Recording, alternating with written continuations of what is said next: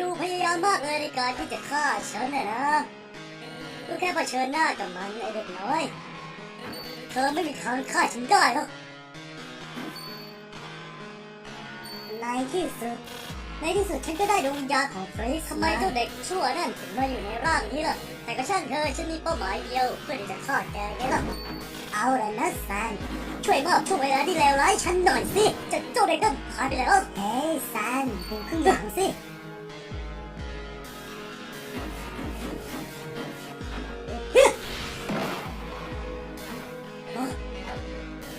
ฉันสู้ตัวอะไรอยู่เนี่ยฉันเจอนายแล้วเฮ้ย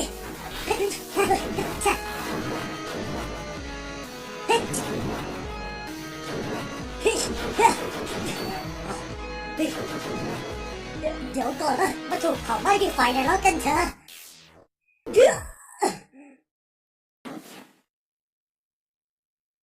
ขอไปแล้วฉันขอโทษไม่ต้องห่วงหรอกนายทำมากพอแล้วนะรู้ฉันแค่ไม่เข้าใจว่าทำไมถึงปกป้องผู้ใหญ่เป็นพ่อนายลืมคนบางคนที่ต้องปกป้องนะสิฉันอยากจะปกป้องนายอันใดออฟฟินทอเรียแล้วก็คนอื่นแล้วฉันจะลืมใครไปอีกล่ะนายลืมปกป้องฟีกยังไงล่ะนายหมายความว่ายังไงเขาฆ่านายนะนายลืมช่วงเวลาดีๆที่เรามีให้กันแล้วเหรอ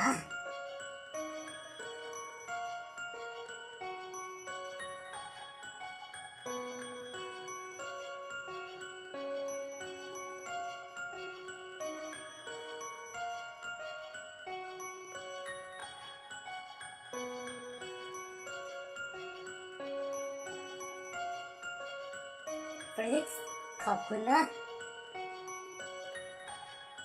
ทำไมฉันถึงไม่เคยนึกถึงมันมาก่อนเลยนะ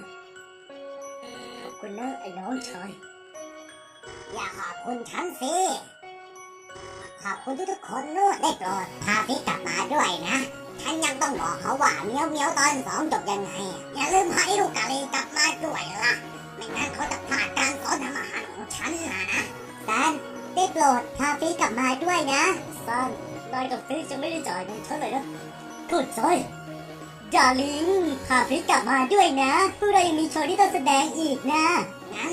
พวกเราไปแล้วนะไว้เจอกันที่นั่นนะแซนร้องไปนั่นมันวิญญาณฉันไม่ให้แกไปหรอกนะเฮ้เจ้าขยะหน้ายิ้มนายต้องชนะศึกครั้งนี้ฉันต้องเอาวิญญาณนั่นมาให้ได้แต่ฉันไม่ให้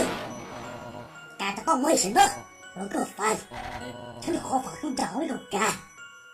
ฉันขอโทษที่ฝากคำขอยากไว้กับแกเฮ้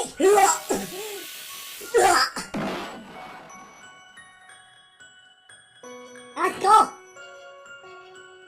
ฉันสัญญากับทุกคนที่ตายไปฉันไม่ให้วิญญาณนายไปหรอกการตายของพวกนายจะไม่สูญเปล่าฉันไม่ยอมให้นายหรอก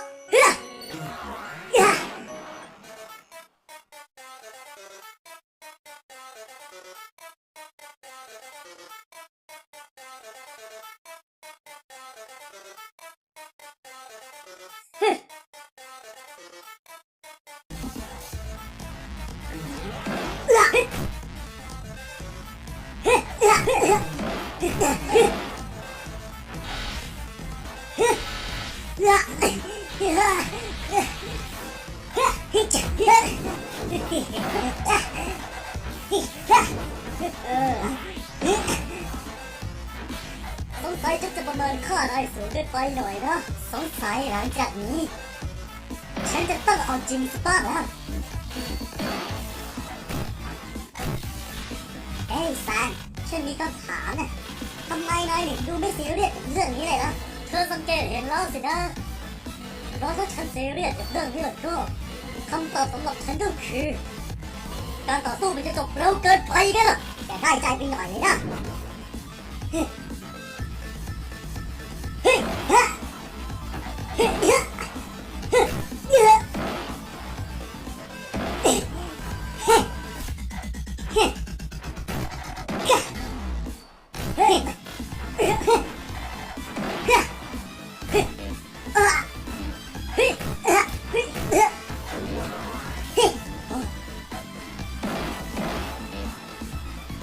ฉ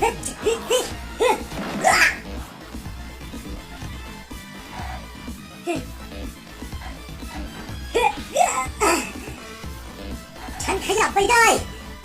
มันจบแล้วห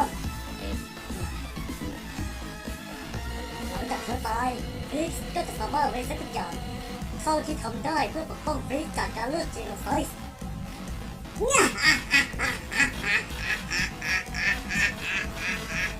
จะหัวเราะอะไรของแกล่ะนายรู้ไหมว่าเกิดอะไรขึ้นวิญญาณมนุษย์เข้ารวมเข้ากับมาสเตอร์วิญญาณทั้งสองน่าจะเสียความสามารถที่ตนเองเคยมีแซนจะไปฟังเขานะเดี๋ยวนะเธอบอกว่าใช่แล้วล่ะแซนฟริกไม่สามารถรีเซ็ตได้ต่อไปแล้วล่ะพวกเขาโกหกเจ้าหนูจงบอกความจริงมาอย่างนี้ฉันรีเซ็ตไม่ได้ต่อไปแล้วเนี่ยฉันเป็นอิสระแล้วเหรอเนี่ยแซนรีบฆ่าฉันเร็วฉันรู้ว่าถ้าฉันได้ฟริกพูดฉันจะได้เป็นอิสระไม่ต้องห่วงหรอกนะแซนเดี๋ยวฉันจะพานายไปอยู่กับคาเมลัสเองนี่ฉันอยู่ที่ไหนเนี่ยเฮ้ยแซนอย่ากลัวไปเลยนายต้องจบการต่อสู้ครั้งนี้นายหมายความว่ายังไงนายกลัวที่จะฆ่าฟริกซ์แต่ว่าแซนนายต้องทำเพื่อฟริกซ์ก็หาแต่แล้วเหลือแค่คาร่าเท่านั้นและนายเป็นความหวังสุดท้ายแต่ไม่มีทางที่นายจะกลัวแล้วหรอเพราะว่านายถูกเติมเต็มไปด้วยความกล้าหาญแล้วยังไงล่ะนั่นไฟอะไรน่ะมันทำให้ฉันรู้สึกว่าฉันควรกลัวนะฉันคิดว่ามันถึงเวลาที่จะจบได้แล้วนะเพื่อทุกคน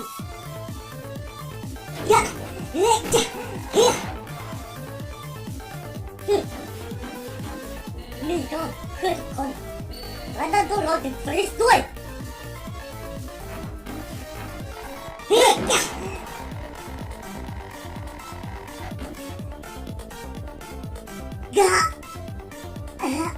ฉันจะพานายลงสู่ขุมนรกเอง